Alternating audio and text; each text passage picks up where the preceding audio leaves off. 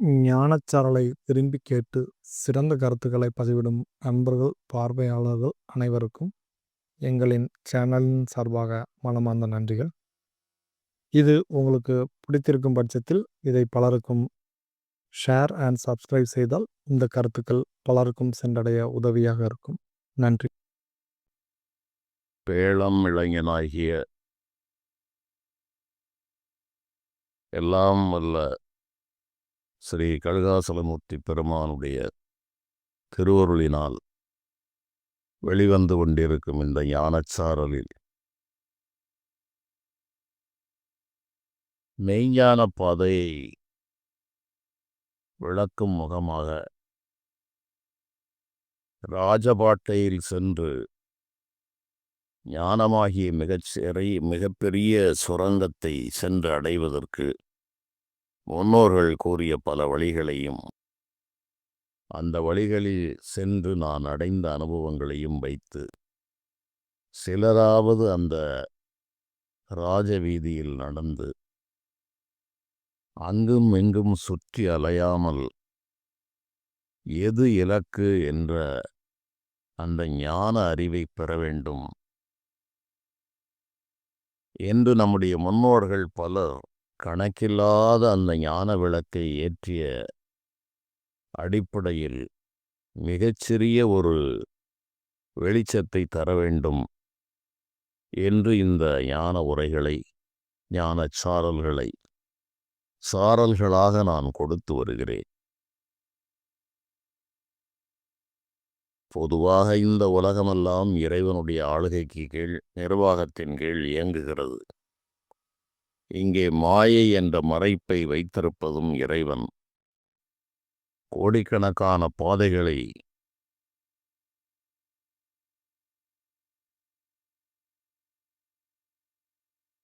வைத்திருப்பதும் அந்த இறைவன்தான்.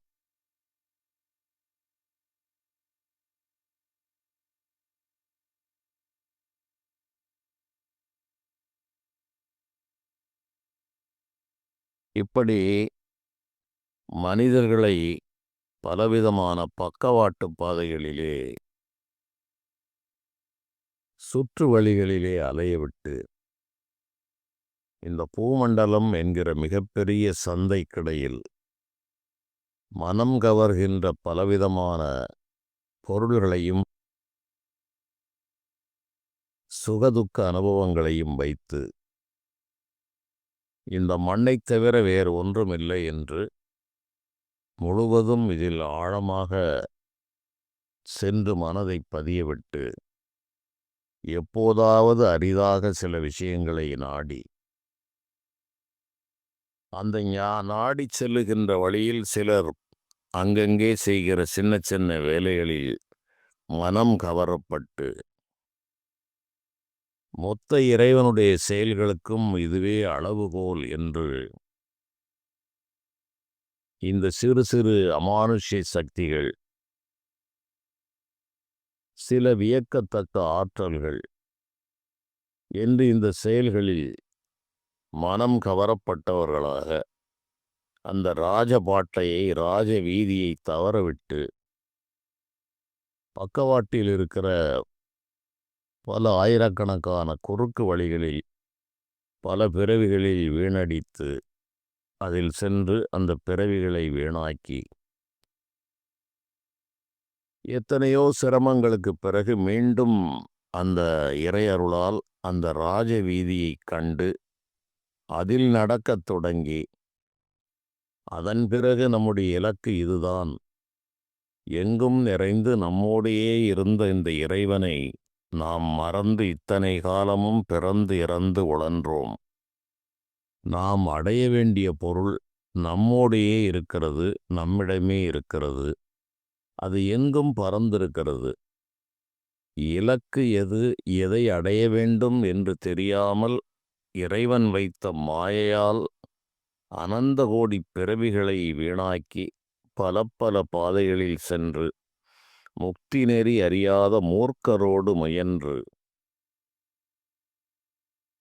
எண்ணிலிகாலம் அவமே விடுத்தனம் எண்ணறிதே என்று எண்ணிலாத பிறவிகளை வேணில் கழிக்கிறார்.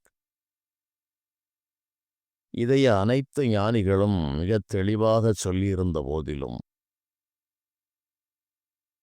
இந்த திருவிழா சந்தையில் குழந்தைகள் மயங்குவதற்கு கணக்கில்லாத பொருள்களும் விளையாட்டு பொருள்களும் பலவிதமான கேளிக்கைகளும் இருப்பது போல இந்த மண்ணுலகில் பல பல விஷயங்களை இறைவன் வைத்திருக்கிறார். அவற்றால் கவரப்பட்டவர்கள் இந்த மெய்ஞான பாதையை அவ்வளவு எளிதில் விரும்பிவிட முடியாது. காரணம், இவர்களை மயக்குவதற்கு பலர் பலவிதமான உபாயங்களை கையாளுகிறார்கள். அவ்வாறு அவர்களை வைத்திருப்பதும் அந்த இறைவன்தான். ஏனென்றால் இறைவனுக்கு அந்நியமாக எந்த ஒரு சக்தியும் இங்கு இல்லை. இறைவனுடைய நிர்வாகத்தை மீறி எவரும் எதுவும் செய்துவிட முடியாது என்ற தீர்க்கமான ஒரு உண்மையை உணர்ந்த பிறகு இது இவருடைய குற்றம் என்றோ அது அவருடைய சிறப்பு என்றோ கூட நாம் கூறுவதற்கு இடமில்லை.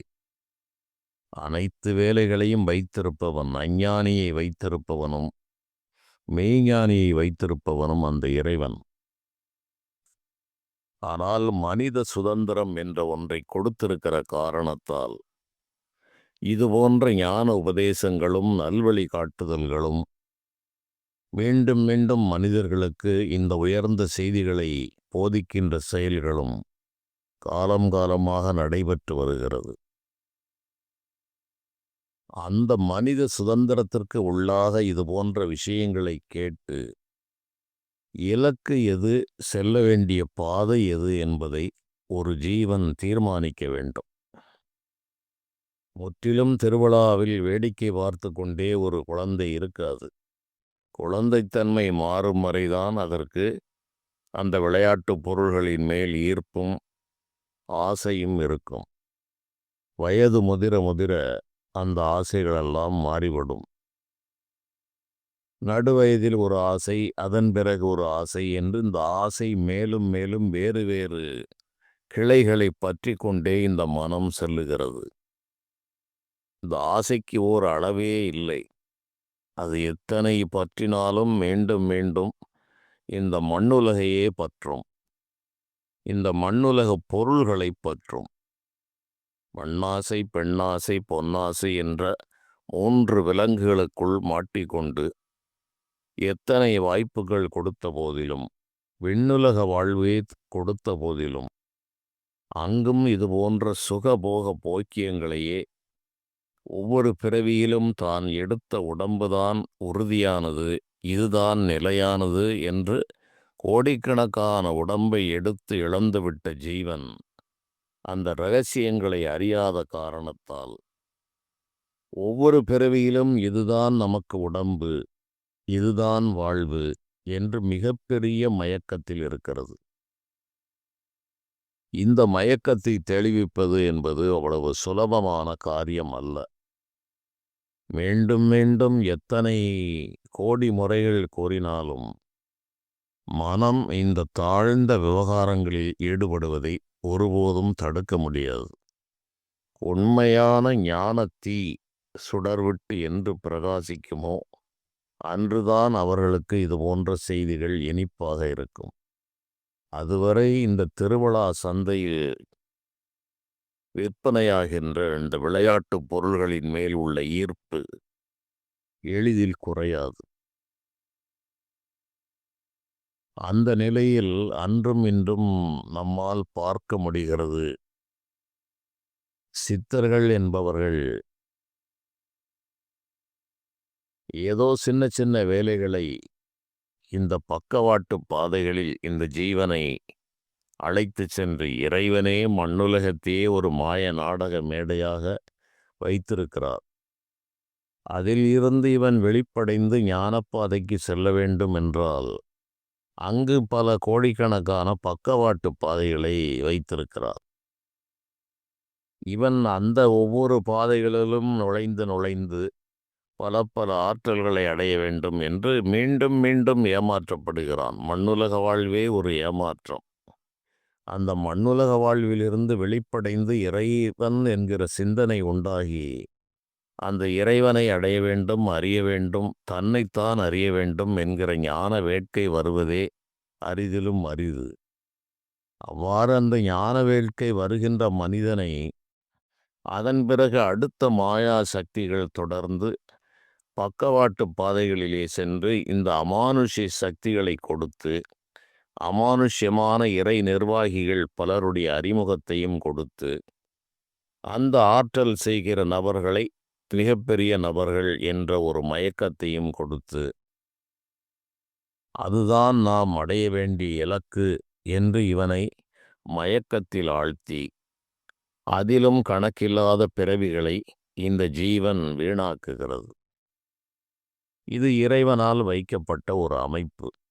இத்தனையும் தாண்டித்தான் ஒரு மனிதன் தன்னுடைய இலக்கு எது, தான் செல்ல வேண்டிய பாதை எது என்று உணர முடியும். அவர்களுக்கு இந்த சிரமங்கள் இருக்கக்கூடாது என்றுதான் நம்முடைய நாட்டு ஞானிகள் தெளிவான பாதையை கூறியிருக்கிறார்கள். அப்படி கூறியிருந்த போதிலும் இந்த மனிதனுடைய வினைப்பயன் தீராத காரணத்தால் மீண்டும் மீண்டும் இந்த பக்கவாட்டு பாதைகளில் சென்று நிலையில்லா பொருள்களில் மனதை நுழையவிட்டு இலக்கை மறந்து வாழ்கிறான். அது இறைவனுடைய நியதி. அதனால்தான் முக்தி நெறி அறியாத மூர்க்கரோடு மயல்வேனை பக்தி நெறி அறிவித்து பழவினைகள் பாரும் வண்ணம் அத்தன் எனக்கு அருளியவார் ஆர் பெறுவார் அச்சோவே என்று மணிவாசகப் பெருமான் கூறுகிறார். இந்த முக்திக்கு வழியை சொல்லுகின்ற நெறியை அறியாமல் பல பல மாயங்களை காட்டுகின்ற மூர்க்கர்களுடைய வாய்ச்சொற்களை கேட்டு பக்தி நெறியை அறிந்து அந்த பரமாத்மா தன்னிடமே இருக்கிறார், இவரை இத்தனை காலம் மறந்திருந்தேன் என்கிற உண்மையை உணர்ந்து கொண்டு இவன் ஒய்ந்து விடாமல் இருப்பதற்கு பல குறுக்கு வழிகளை காட்டும் மூர்க்கரோடு பல பிறவிகளை கழித்து வீணாக்கி கொண்டிருந்த என்னை பக்தி நெறி என்ற ஒரு உயர்ந்த நெறியை அறிவித்து இதுதான் நீ அடைய வேண்டிய இலக்கு என்று காட்டி, இதன் மூலமாக என்னை அறிந்து கொள், உன்னையும் அறிந்து கொள் என்று காட்டிய அந்த அத்தனாகிய இறைவன் எனக்கு செய்தது போல் யாருக்கு செய்யப் போகிறார் என்று வியந்து பாடிய பாடல். இப்படி அடைய வேண்டிய மிகப்பெரிய பொருளின் மதிப்பு தெரியாத காரணத்தால் சாதாரணமான சில்லறை பொருள்களில் மனதை நுழையவிட்டு அதுபோன்ற நபர்களுக்கு பின்னால் சென்று இதுதான் இறைவனை அளக்கின்ற அளவுகோல் என்று ஒரு மாய மயக்கத்தில் தங்களுடைய வாழ்நாளை கழித்தவர்கள் அநேகம் பேரை நான் பார்த்திருக்கிறேன். சித்தர்கள் என்று அந்த காலத்தில் உயிரோடு அவர்கள் வாழ்ந்த காலத்தில் அறியப்பட்ட போது பெரிய ஒரு ஆற்றல்கள் எதையும் அவர்களிடம் காண முடியவில்லை. ஆண்டுகள் கழிந்த பிறகு அவர்களை பற்றி கணக்கில்லாத நூல்கள், கட்டுரைகளெல்லாம் வருகிறது. அதில் என்ன அவர் உபதேசத்தை செய்தார் என்பதை விட்டுவிட்டு அவர் ஏதேனும் அமானுஷ்யமாக சில விஷயங்களை செய்திருந்தால் அதை மட்டும் சிறப்பாக எடுத்து அதையே பேசி அதுதான் அளவுகோல் என்று பார்க்கிற ஒரு சாமானிய மனநிலை இறைவன் வைத்திருக்கிறார். அப்போது இந்த சித்து என்பது என்ன, சித்தர்கள் என்பவர்கள் யார் என்பதை ஞானிகளே விளக்குகிறார்கள். சித்தர்கள் என்பது மனிதர்கள் வைத்திருப்பது பல பல அதிசயமான வேலைகளை காட்டுபவர்களை சித்தர்கள் என்று வைத்திருக்கிறார்கள். ஆனால் ஞானம் பெற்ற தலை சிறந்த ஞானிகள் என்ன கூறுகிறார்கள், திருமந்திரம் என்ன கூறுகிறது என்றால், வெளியில் வெளிபோய் விரவியவாறும் அழியில் அழிபோய் அடங்கியவாறும் ஒளியில் ஒளிபோய் ஒடுங்கியவாறும் தெளியும் அவரே சிவசித்தர் தாமே என்று சிவசித்தர்களுடைய இலக்கணத்தை பல ஆயிரம் ஆண்டுகளுக்கு முன்பாக நந்தி தேவருடைய அம்சமாக இந்த மண்ணிலே வந்து தமிழ் மறை செய்த இந்த திருமூலர் பெருமான் சிவசித்தர் யார் என்பதற்கு தெளிவான விளக்கத்தை குழப்பமில்லாமல் நமக்கு சொல்லியிருக்கிறார். இந்த பாடல்களெல்லாம் மறைந்து போனது துரதிர்ஷ்டமானது. இதுபோன்ற சரியான நெறிகளை காட்டினால் மனிதர்கள் குறுக்கு வழியில் சென்று பல பிறவிகளை வீணாக்க மாட்டார்கள். மண்ணுலகில் நடக்கிறதே மிகப்பெரிய மாயை, மிகப்பெரிய ஒரு அற்புதம். இவற்றை குப்பை என்று தள்ளியவர்களே ஞானப்பாதைக்கு செல்கிறார்கள். தன்னை மறக்கிறார்கள், தங்களுடைய தேகத்தை மறக்கிறார்கள், இருப்பிடத்தை மறக்கிறார்கள். ஒரு ஞான உன்மத்த நிலைக்கு சென்று வாழ்கிறார்கள். அவர்களிடம் போய் மீண்டும் காசு, பணம் இது போன்ற சில்லறை விஷயங்கள் நடக்கப் போவதை அறிவது, அப்படியே பணத்தை எடுத்து கொடுப்பது, ஏதேனும் மண்ணை எடுத்து அப்படி சர்க்கரையாக்குவது, இது போன்ற மாயச் செயல்களில் மக்களுக்கு ஈடுபாடு குறையவே இல்லை. இவற்றை மதிக்கிறவர்கள் என்ன தவறு செய்கிறார்கள் என்றால், கண்முன்னால் கணக்கில்லாத விஷயங்களை படைத்து வைத்திருக்கிற அந்த இறைவனை, அவருடைய பெருமையை உணராமல் மிகச்சிறிய சாதாரண விஷயத்தை பெரிதாக எண்ணி மனம் கலங்குகிறார்கள். ஒவ்வொரு மனிதரும் தங்களுடைய வாழ்க்கைக்கு வழிகாட்டியவர் நந்தி தேவர் எனக்கு வழிகாட்டினார், அகஸ்தியர் வழிகாட்டினார், போகர் வழிகாட்டினார், பொலிப்பாணி வழிகாட்டினார், காகபுஜண்டர் வழிகாட்டினார் என்றெல்லாம் சொல்வார்கள். அவர்களிடம் நான் சொல்வது, என்னையா உங்களுக்கு எத்தனை பிறவி எடுத்தாலும் இது போன்ற மயக்கங்கள் தீர்வதில்லை. ஒரு ஞான சக்தி ஒரு உடம்போடு அகத்தியர் என்றால், அகத்தியர் என்பது இறைவனுடைய அம்சம், ஒளிப்பிரவாகமாக இருக்கிறவர்கள். ஒரு ஊனுடல் எடுத்தும் வருகிறார்கள். ஊனுடலை நீக்கிய பிறகும் அவர்கள் வாழ்கிறார்கள். ஒரு நாம ரூபம் இல்லாமல் ஒன்றை சுட்டிச் சொல்ல முடியாது. அவ்வாறு சுட்டிச் சொல்ல முடியாத அந்த இறைத்தன்மையைத்தான் சுட்டற்ற வான்பொருள் என்று யோகிகள், ஞானிகள் கூறுகிறார்கள்.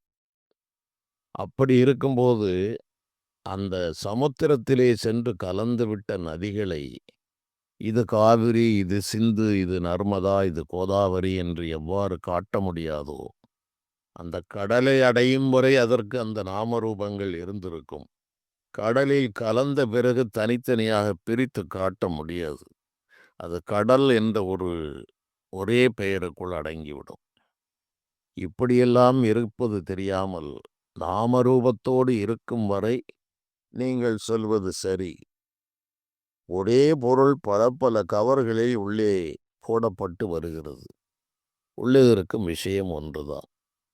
பணம் என்ற ஒரு நோட்டு கட்டுகளை நீங்கள் எதில் வேண்டுமானாலும் வைக்கலாம். ஒரு துணிப்பையில் வைக்கலாம், அல்லது ஒரு லெதர் பேக்கில் வைக்கலாம்,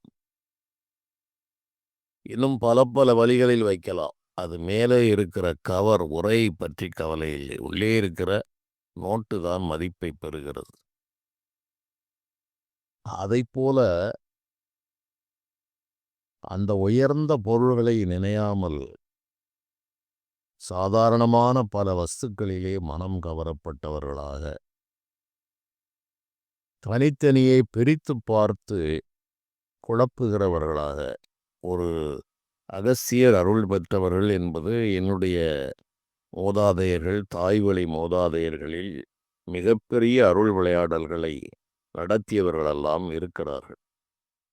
தெய்வமே நேரில் வந்து பின்னால் அரூபமாக துணைக்கு வந்து அந்த செயல்களை செய்த அற்புதங்களெல்லாம் கண்முன்னால் சாட்சியாக, பாடல்களாக, பல மன்னர்களால் பரிசோதிக்கப்பட்ட உண்மைகளாக இருக்கிறது.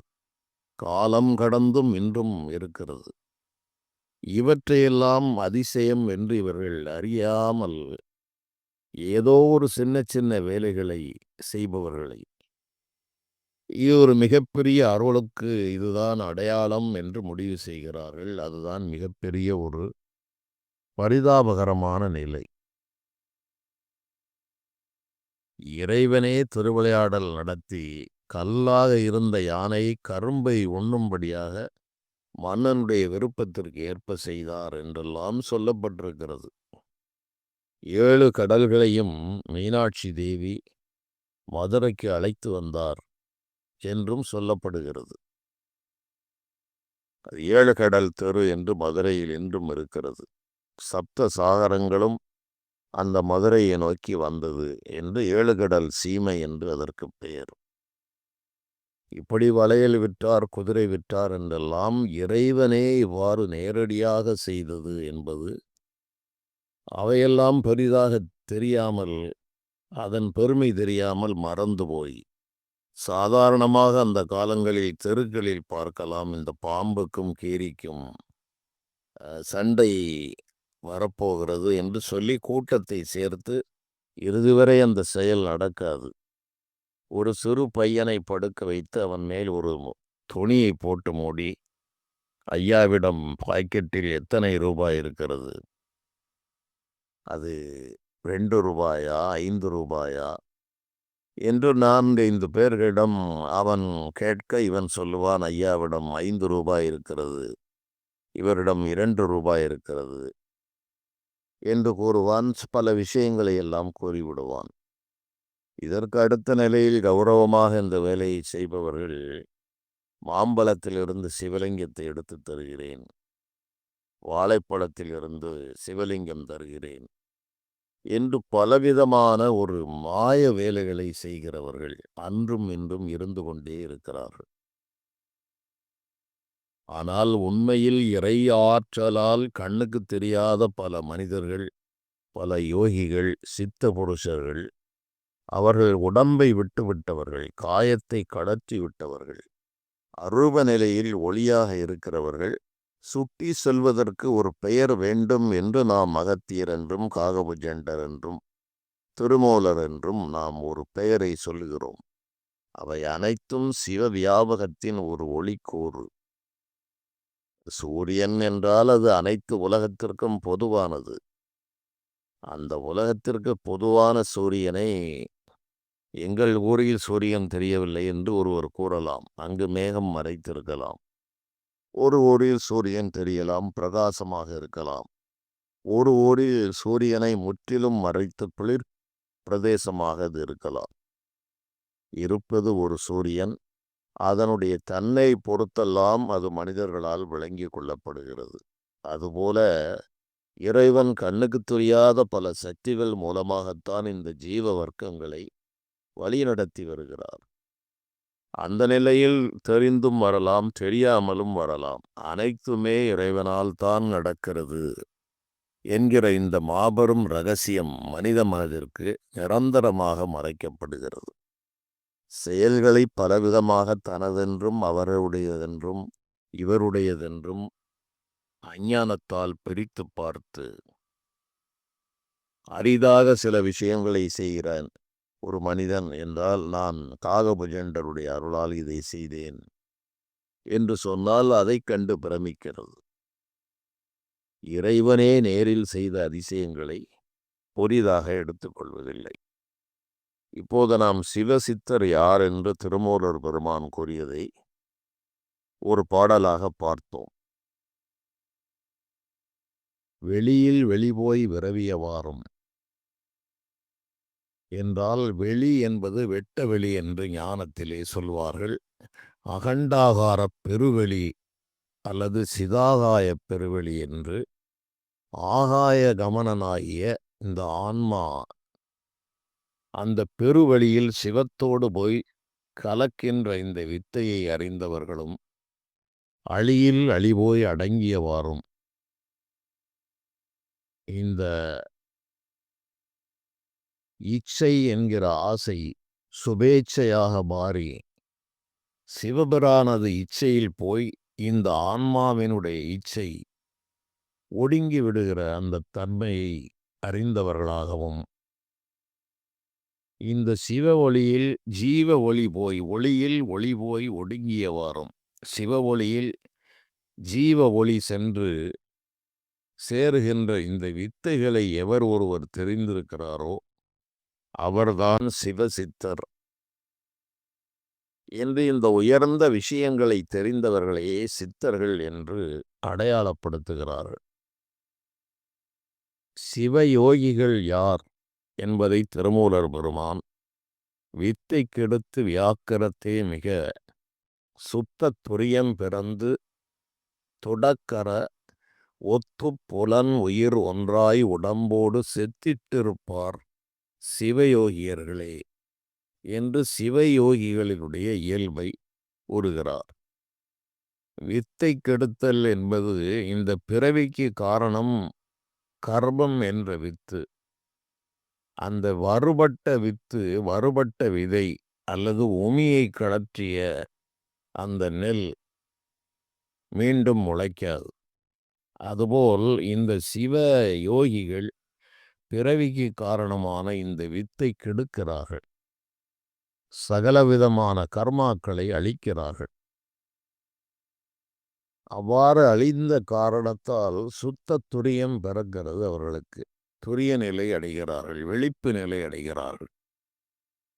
அந்த துரிய நிலை அடைந்து ஒத்து புலன் உயிர் ஒன்றாய் உடம்போடு இருப்பார்கள். பஞ்ச புலன்கள் இருக்கும், பஞ்சேந்திரியங்கள் இருக்கும்.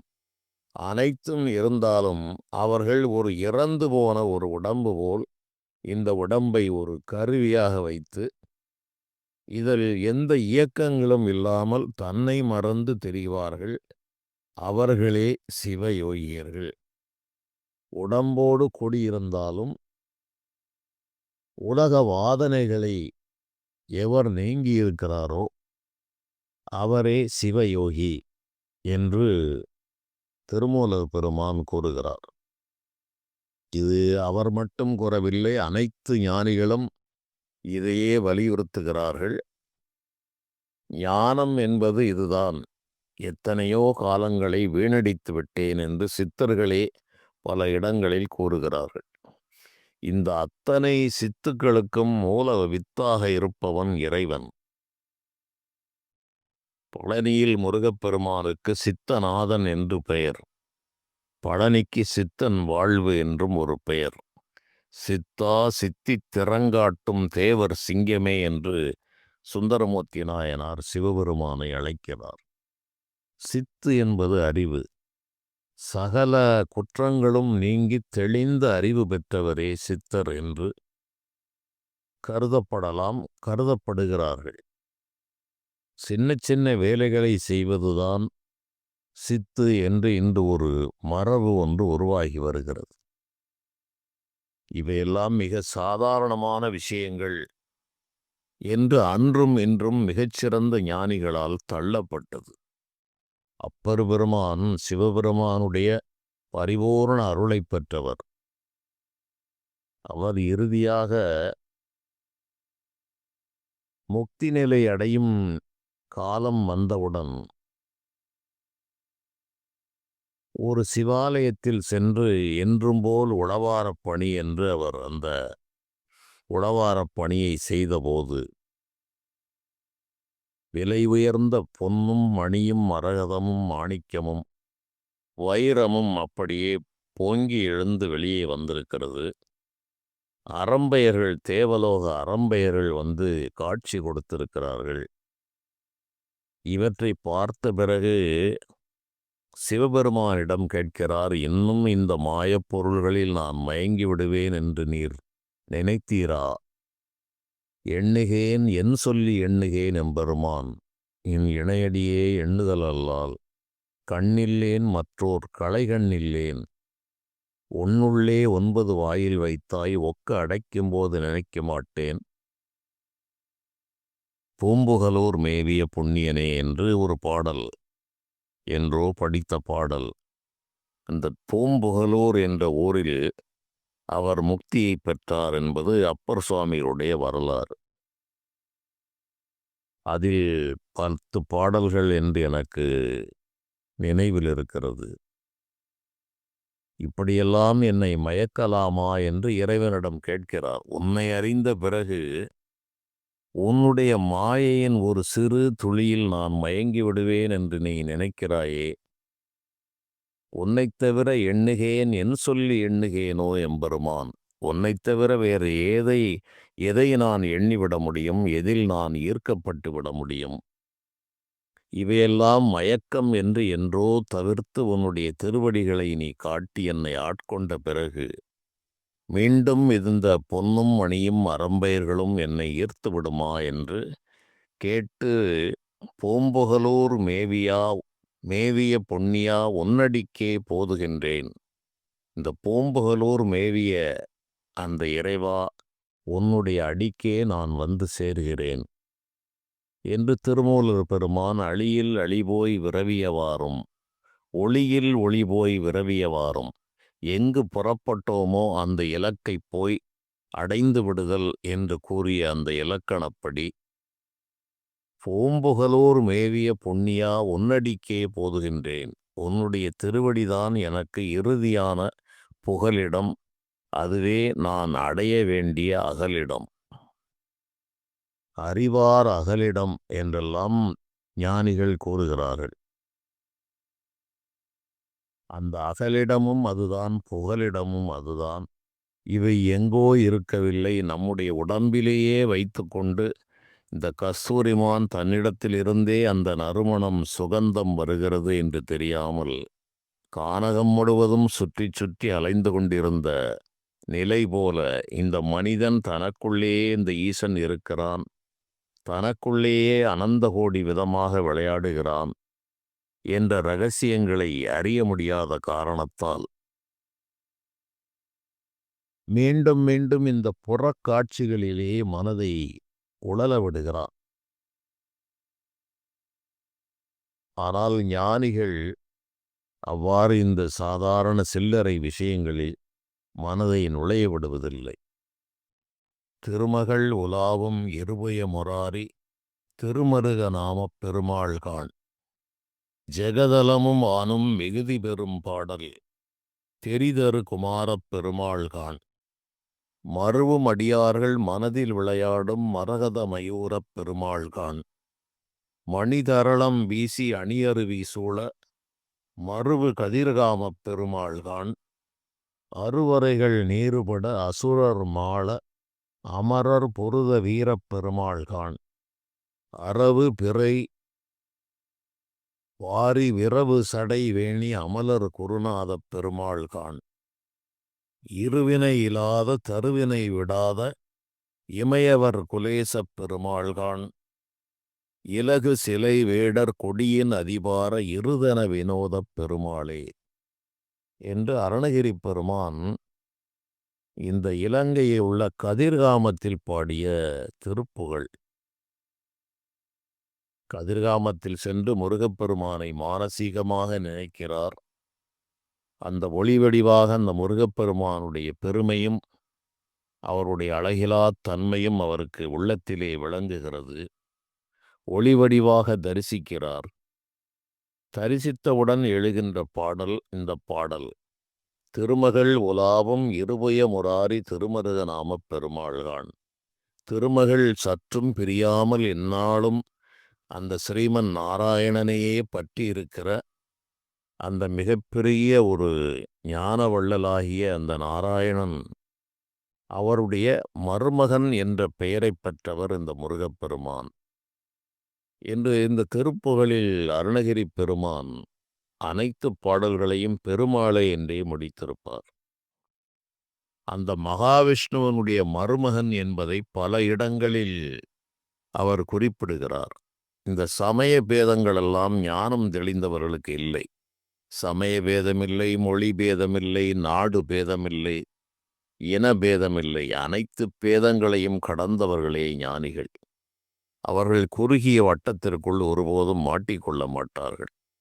இவர்கள் இந்த நாடு அந்த நாடு, இந்த மொழி அந்த மொழி, இனப்பிரிவுகள் என்று பலவிதமான சிக்கல்களுக்கு ஞானிகள் ஒருபோதும் நுழைய மாட்டார்கள். இவையெல்லாம் மனிதர்கள் புரிய வேண்டும் என்று சொன்னது அந்த சமய சழக்குகளை எல்லாம் அந்தந்த காலங்களிலே நீக்க வேண்டும் என்று இவர்கள் அனைத்தும் ஒன்றே என்பதை ஊர்ஜிதப்படுத்துவதற்காக இது போன்ற பாடல்களில் சொல்லிச் சென்றாலும் இந்த மானிட மனம் பேதங்களிலே மாட்டிக்கொண்டு திண்டாடுவது என்பது இறைவனால் வைக்கப்பட்ட விதி. அதை அபேத ஞானம் என்று சொல்வார்கள். பல விதமான பேதப்படுத்தியே பார்க்கின்ற மனம் ஒரு நிலையில் அது அபேத ஞானமாகிறது. இது பேத ஞானமாக இது இருந்த நிலையில் அனைத்து பேதங்களையும் கடந்து அபேத ஞானமாக மாற வேண்டும். அவ்வாறு மாறினால் அனைத்தும் ஒரு பொருள்தான், ஒரே நெருப்புத்தான் பல இடங்களிலும் இருக்கிறது என்கிற அந்த உண்மை தெரிந்து கொள்ள முடியும். அவ்வாறு இருப்பதால் தான் அந்த பெருமாளுடைய அந்த மருமகன் சிவனுடைய மைந்தன் சிவகுமாரன் என்று முருகனை சொன்னாலும் அந்த மாமனுடைய பெருமை சொல்லித்தான் முருகப்பெருமானை அருணகிரிநாதர் பல இடங்களில் கூறுகிறார். மாலோன் மருகனை மன்றாடி மைந்தனை வானவர்க்கும் மேலான தேவனை மெய்ஞானத் தெய்வத்தை மேதினியில் சேலார் வயல் பொழில் செங்கோடனைச் சென்று கண்டு தொழ 4000 கண் படைத்திலனே அந்த நான்முகனே என்று தன்னுடைய உள்ள கிடக்கை வெளிப்படுத்துகிறார். 2 கண்கள் போதாது. இந்த முருகப்பெருமானுடைய அந்த எழில் மிகுந்த அருள் தோற்றத்தை பார்ப்பதற்கு 4000 கண்கள் படைக்கவில்லையே இந்த நான்முகன் என்று கூறும்போது மாலோன் மருகனை திருமாலுடைய மருமகனை என்று கூறிவிட்டு மன்றாடி மைந்தனை என்று மன்றிலே ஆடும் நடராஜ பெருமானுடைய மகன் என்று கூறுகிறார். வானவர்க்கும் மேலான தெய்வத்தை மேதினியில் சேலார் வயல் பொழில் செங்கோடனைச் சென்று கண்டுதொழ திருச்செங்கோட்டில் இருக்கும் அந்த இறைவனை பற்றி பாடிய திருப்புகழ். அவரை சென்று கண்டு தொழ 4000 கண் படைக்கவில்லையே அந்த நான்முகன் என்று கூறும்போது மாலோன் மருகன் என்று கூறுகிறார். அதுபோல இந்த கதிர்காமத்திலே திருமகள் உலாவும் இருபய முராரி திருமருகநாமப் பெருமாள்கான் ஜெகதலமும் வானும் மிகுதி பொறும் பாடல் தெரிதரு குமாரப் பெருமாள்கான் மருவும் அடியார்கள் மனதில் விளையாடும் மரகத மயூரப் பெருமாள்கான் என்று மிக தெளிவாகத்தான் கூறுகிறார்கள். எங்கோ ஒரு இடத்தில் இருக்கிறார் என்று மயங்காதே மனமே. மருவும் அடியார்கள் ஒன்னி நினைப்பவர்களுடைய மனதில் விளையாடும் மரகத மயூரப் அந்த மரகதம் போன்ற நிறமுடைய மயிலில் ஏறி விளையாடுகிற முருகப்பெருமான் இந்த மருவும் அடியார்கள் மனதில்தான் விளையாடுகிறார் என்று தெளிவாகவே கூறியிருக்கிறார். மணிதரளம் வீசி அணியருவி சூழ மருவு கதிர்காம பெருமாள் அந்த கதிர்காமத்தினுடைய சுற்றுப்புற சூழ்நிலைகள் அந்த அருவி நீர் அந்த இயற்கை எழில் சூழ்ந்த அந்த கதிர்காமத்திலே அவர் உரைகிறார். அருவரைகள் நீருபட அசுரர் மாள அமர் பொருத வீரப்பெருமாள்கான் இந்த அசுரர்களையெல்லாம் போரிலே அழித்த அந்த வீரத்தன்மையுடைய பெருமாள். அரவு பிறை வேணி விரவு சடை வாரி அமலர் குருநாத பெருமாள்கான் ஒரு 5-6 அடிகளுக்கு பிறகு இத்தனை பெருமைகளையும் சொல்லிய பிறகுதான் இந்த அரவு பிறை வேணி பாம்பு சடை கங்கை இவற்றையெல்லாம் தலையில் சூடிக்கொண்டிருக்கிற சிவபெருமானுடைய மைந்தன் என்று கூறுகிறார். அமலர் குருநாத பெருமாள்கான் அப்போதும் அந்த அமலனாகிய சிவபெருமானுக்கு குருநாதனாக விளங்கியவர் இந்த முருகப்பெருமான் என்று அங்க உயர்வு நவிற்சியாக அந்த முருகப்பெருமானை உயர்த்தி பாடுகிறார். இருவினை இல்லாத தருவினை விடாத இமையவர் குலேசப் பெருமாள்கான் இந்த வானுலகில் கற்பகத்தரு என்று நம்முடைய புராணங்கள் கூறுகிறது. கற்பக விருட்சம் கேட்டதை அங்கு சென்று கேட்டால் கொடுப்பது கற்பகத்தரு. அந்த கற்பக மரம் வெண்ணுலகிலே இருக்கிறது, இந்திரலோகத்தில் இருக்கிறது. அது அந்த இடத்தில் போய் யார் எதை கேட்டாலும் கொடுக்கும். காமதேனு என்ற பசு யாரிடம் இருக்கிறதோ அவர்கள் கேட்டதை கொடுக்கும். சிந்தாமணி என்ற ஒரு பொருள் விண்ணுலகத்தில் உள்ளது. அந்த சிந்தாமணி என்கிற பொருளை யார் எங்கு நினைத்தாலும் அங்கு போய் வழங்கும் தன்மையுடையது இந்த சிந்தாமணி. தமிழ்நாட்டில் பல ஊர்களில் சிந்தாமணி என்று பெயர் வைத்திருப்பார்கள். அதனுடைய பொருளே தெரியாமல் வழங்குகிறது நம் நாட்டில் இன்று. பல ஊர்கள் இருக்கிறது சிந்தாமணி என்று. இவை என்னவென்றே தெரியாமல் இந்த ஆன்மீகத்தோடு பின்னி பிணைந்தது நம்முடைய நாடு. ஒவ்வொரு பெயர்களுக்கும் ஏரி குளங்களுக்கும் கூட இறைவனுடைய பெயரையே வைத்தார்கள். சடையநேரி, சகலநேரி, மணிகண்டப்பேரி, நாராயணப்பேரி, கோவிந்தப்பேரி என்று ஏரி குளங்களுக்கும் இறைவனுடைய பெயரை சூட்டினார்கள். இப்படி இந்த சிந்தாமணி என்கிற ஒரு பொருள் யார் எங்கு எதை நினைத்தாலும் தரவல்லது என்று கூறப்பட்டிருக்கிறது. ஆனால் அருணகிரி பெருமான் இங்கு என்ன கூறுகிறார் என்றால், இதற்கு பொருள் எழுதுகிறவர்களும் சாமானியமாக பொருள்களை எழுதிவிடுகிறார்கள். இருவினை இல்லாத தருவினை விடாத இமையவர் குலேசப் பெருமாள்கான். இமையவர்கள் குலத்தை காத்த அந்த முருகப்பெருமான், அந்த இருவினை இல்லாதவர்கள், தரு என்றால் மரம், கற்பகத்தரு என்று கூறுவதுண்டு. அந்த தருவினை உடைய, தருவினை விடாத இமையவர், இமையவர் என்றால் விண்ணுலகவாசிகள், கண்களை இமைக்காத நிலை பெற்றவர்கள் என்று ஒரு பொருள். இவையெல்லாம் யோகப் பொருள்கள், விளக்கமாக சொல்ல வேண்டியது. இதற்கு ஒரு பாடல் விளக்கம் எனக்கு நெடுநாள்களுக்கு முன்பு ஒருவர் இந்த பாடலையும் அனுப்பி அதற்கு விளக்கத்தையும் அனுப்பியிருந்தார்கள். அதில் இந்த இருவினை இல்லாத தருவினை விடாத இமையவர் குலேசப் பெருமாள்கான் என்றால் இந்த கற்பகத்தருவை விட்டு அகலாத அந்த இமையவர்கள் என்ற பொருளில் அவர்கள் விளக்கம் எழுதியிருந்தார்கள். ஆனால் உண்மை அது அல்ல. இந்த கற்பகத்தரு என்பது மனம்தான். கற்பகத்தரு கேட்டதை கொடுப்பது இந்த மனம். இதைத்தான் கற்பகத்தரு என்றும் காமதேனு என்றும் சிந்தாமணி என்றும் இந்த மனதின் உயர்வு நிலையை பொறுத்தெல்லாம் அது சொல்லப்பட்டது. கற்பகத்தரு என்றால் அவனிடம் போய் கேட்டால் தருகிற இயல்பு உடையது, ஒன்றை வைத்திருந்தால் தரும் இயல்புடையது, நினைத்தவுடன் தரும் இயல்புடையது என்பது இறைவனுடைய நிலை. இறைவனே நினைத்ததை நினைத்த மாத்திரத்தில் வழங்கும் ஆற்றல் பெற்றவர். அவரே சிந்தாமணி என்று சொல்லப்படுகிறார். காமதேனு என்பது ஆசைகளின் இருப்பிடம். அது மனிதனிடம் இருக்கிறது. அது உலகியல் ஆசையாகவும் இருக்கலாம், பர ஆசையாகவும் இறைவனை பற்றிய ஆசையாகவும் இருக்கலாம்.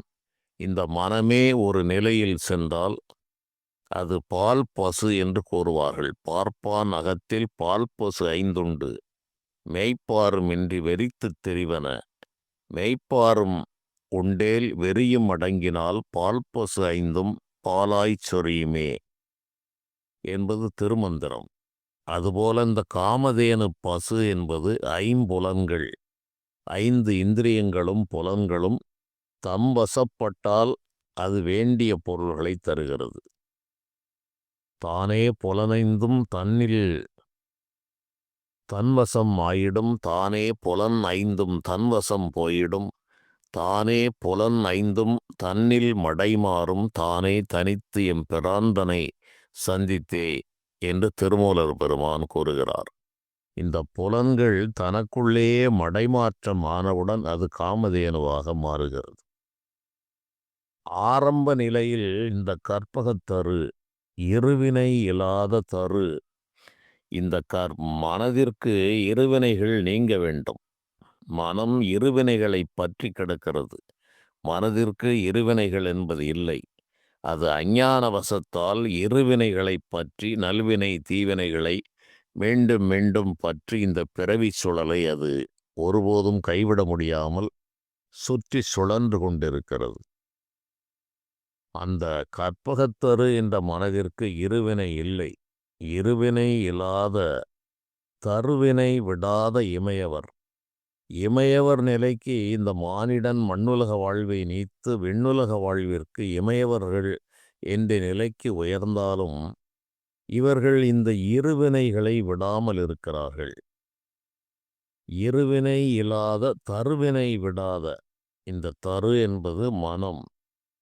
அந்த இருவினை இல்லாத தருக்களை வைத்துக்கொண்டு மீண்டும் மீண்டும் அந்த இருவினையை பெருக்குகிற பொருள்களை கேட்பவர்கள் இமையவர்களும் அந்த முக்தி நிலையை அடையவில்லை என்கிற ஞான ரகசியத்தை அருணகிரிநாத பெருமான் ஞானத்திற்கே வள்ளல் என்கிற முருகப்பெருமானை அவருடைய அருளால் பாடல் பெற்ற பாடல்கள் ஞான செய்திகளைத்தான் கூறுமே தவிர சாதாரண சில்லறை செய்திகளை கூறாது.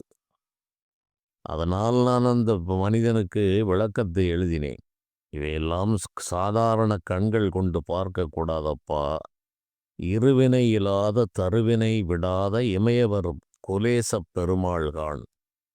அவர்கள் இமையவர்கள் என்ற நிலைக்கு உயர்ந்த போதும் அவர்களுக்கு இருவினைகள் விடவில்லை. அந்த இருவினை வாதனைக்கு உட்பட்டு மீண்டும் அவர்கள் மண்ணுலகிலே பிறப்பை எய்துகிறார்கள். பிறப்பில்லா பெருநிலை அவர்களுக்கு வாய்க்கவில்லை என்று இலகு சிலை வேடர் கொடியின் அதிபார இருதன வினோதப் பெருமாள்கான். பெருமாளே என்று முடிக்கிறார். இந்த அருணகிரிநாதருடைய திருப்புகழை பாடி அதனுடைய சுவையை அறிவதற்கே ஒரு பிறவி பத்தாது. அதுபோல தேவாரத் திருமுறைகள், 4000 திவ்ய பிரபந்தங்கள், அந்த நாராயணனோடு அவர்கள் கரைந்து உருகி அப்படியே நீராக உருகி உள்ளத்தை உருக்கி உடம்பையும் உருக்குகிறார்கள். இதுபோன்ற உன்னதமான நெறிகளை விட்டுவிட்டு மண்ணை எடுத்து கொடுத்தார், அது சர்க்கரையாக மாறிற்று.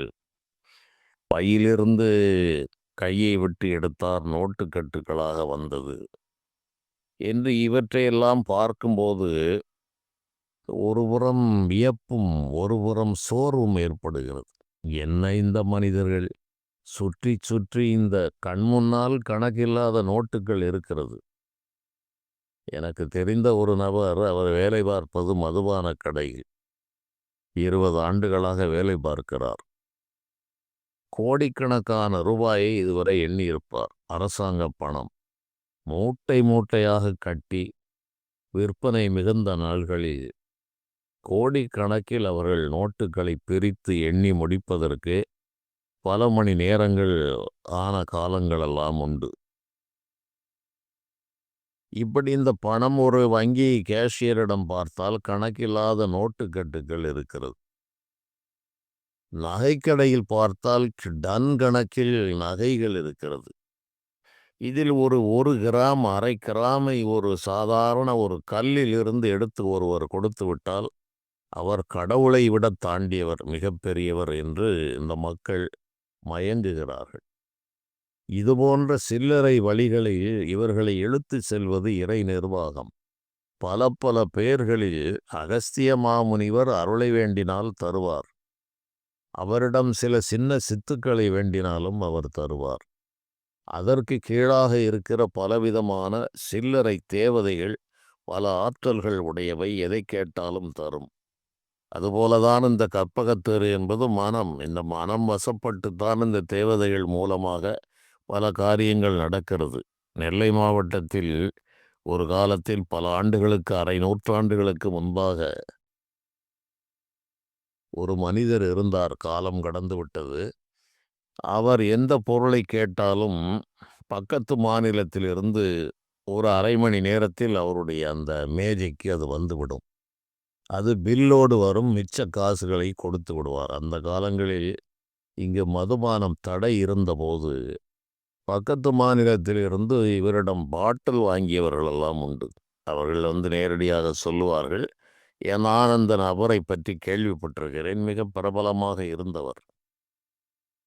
இதை தவிர இன்னும் சில பல மாந்திரிக தொழில் தெரிந்தவர்கள் தங்க வளையல்கள், தங்க மோதிரங்கள், தங்க ஆரங்கள் இவற்றையெல்லாம் கொடுப்பார்கள். அதனுடைய உண்மைத்தன்மையை அவர்கள் வெளிப்படையாக சொல்லுகிறார்கள். இது எங்களிடம் இருக்கிற தேவதைகளை வைத்து இந்த உலகம் முழுவதும் அங்கங்கே கானகங்களிலும் பல இடங்களிலும் கிடக்கிற இந்த பொருள்களை எடுத்து வந்துவிடும். விபத்துகளிலே அந்த கேட்பாரற்று கிடந்த பொருள்கள் இவைகளுக்கு அடையாளம் காட்டப்பட்டால் இவற்றை போய்த்தான் ஐயா எடுத்து கொண்டு வரும். இது கடைகளிலிருந்து எடுத்து வருகிறதா இது போன்ற பொருள்களை என்று கேட்கும்போது, இல்லை, கடையிலிருந்து எடுத்தால் அது ஒரு மிகப்பெரிய பாவமாக மாறிவிடும். எடுக்கலாம். எடுத்துவிட்டால் அதற்கான பொறுப்பாளி அந்த வேலை செய்கிற நபர். அந்த பாவங்களை செய்து அவர்களுடைய கண்ணீர் எங்களை மிகவும் பாதிக்கும் என்று கூறியவர்களெல்லாம் இருக்கிறார்கள். அதுபோல ஒரு 10 வடையை கொண்டு வா என்றால் கொண்டு வந்து விடும். அவன் ஒரு 100 வடை போட்டிருக்கும்போது 10 வடை போவது ஒரு பெரிய விஷயமாக இருக்காது. இப்படியெல்லாம் பல பொருள்களை கொண்டு வருகிற சாதாரண மனிதர்கள் வறுமையிலே உழன்று எல்லோரையும் போல் மடிந்து போனார்கள். இறுதி காலங்களில் இந்த ஆற்றல்களெல்லாம் அவர்களை விட்டு நீங்கியது. இப்படி பல விஷயங்கள் போய்க்கொண்டிருக்கிறது. மேலும் இது போன்ற செய்திகளை பார்க்கலாம். நன்றி.